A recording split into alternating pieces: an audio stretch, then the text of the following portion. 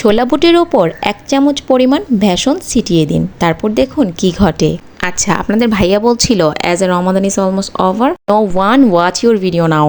আচ্ছা, 10 রোজা তো আছে, এখনও আরও 10টা রোজা আছে। আর আমরা বাঙালিরা ছোলা বুট এমনিতেও খাই, রমজান ছাড়াও আমরা কিন্তু এমনিতেও খাই। আচ্ছা চলুন দেখে নিই, এখন আর কথা বাড়াচ্ছি না, কীভাবে আমি রেসিপিটা করছি চলুন দেখি। এখন আমি পেঁয়াজগুলোকে কিন্তু ভেজে নিচ্ছি, আর এখানে কাঁচামরিচ কুচি দিয়েছি আর কিছু ফালি করে দিয়েছি।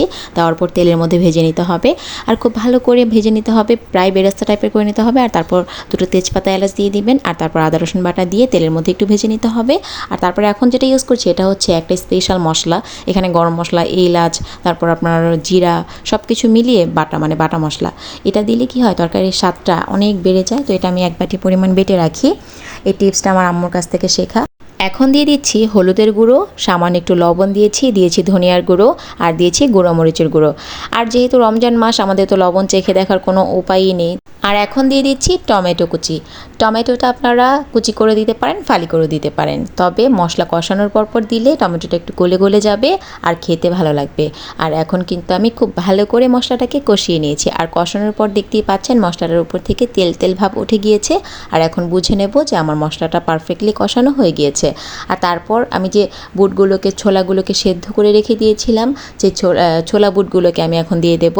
এটা কিন্তু সিক্রেট একটা টিপস আপনাদের সাথে আমি শেয়ার করব, দোকানি মামার কাছ থেকে আমি নিয়ে নিয়েছি। আর ওনারা যেভাবে সবসময় এই ছোলা বুটটা রান্না করে বিক্রির জন্য, আমি কিন্তু তাদের কাছ থেকে সেই টিপসটা একদম ভালোভাবে শুনে নিয়েছি। আর তারপর কিন্তু আমি আপনাদের সাথে দেখাচ্ছি, আপনারা দেখে বলবেন, একদম সব শেষ পর্যন্ত দেখুন যে আমি কি পারফেক্টলি বানাতে পেরেছি কিনা। যে দোকানের মতো, যারা দোকান থেকে কিনে খান তারা তো দেখলেই বুঝতে পারবেন। এই যে দেখুন, এখন আমি কিন্তু দিয়ে দিচ্ছি এখানে বেসন, 1 চামচ পরিমাণ বেসন নিয়েছি। আর আমার ছোলা বুটটা ভালো করে কষানো হয়ে গিয়েছে, আর তারপর কিন্তু আমি উপর থেকে দিয়ে দিয়েছি এই বেসনটা। আর বেসনটা দেওয়ার পর নাড়াচাড়া করতে থাকবেন, আর আস্তে আস্তে দেখবেন এটার গ্রেভিটা, মানে এটা একদম পুরা ঘন হয়ে যাবে।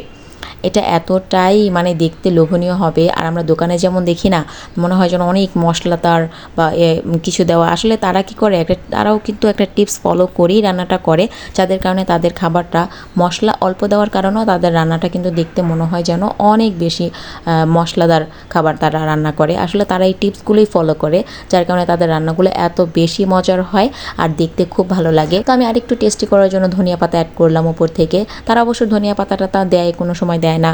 তারা কিন্তু দামের উপর ডিপেন্ড করে, আসলে আমাদেরকে তারা, মানে কাস্টমারদের তারা কতটুকু কি দিবে সেটা দামের উপর ডিপেন্ড করে। তাই তারা কিন্তু অনেক সময় দেয়, অনেক সময় দেয় না। এই তো রান্নাটা আমার প্রায় হয়ে গিয়েছে, কমপ্লিটলি আমার ভাজা হয়ে গিয়েছে। Please subscribe my channel, please follow my page, thanks watching my video. এই রমজান মাসে আল্লাহ তাআলার কাছে আমরা রোজা মুখে যা চাইবো, আল্লাহ তাআলা আমাদেরকে সব কিছু দেবেন। তো সবাই বেশি বেশি দোয়া করবেন। আল্লাহ হাফিজ, আসসালামু আলাইকুম।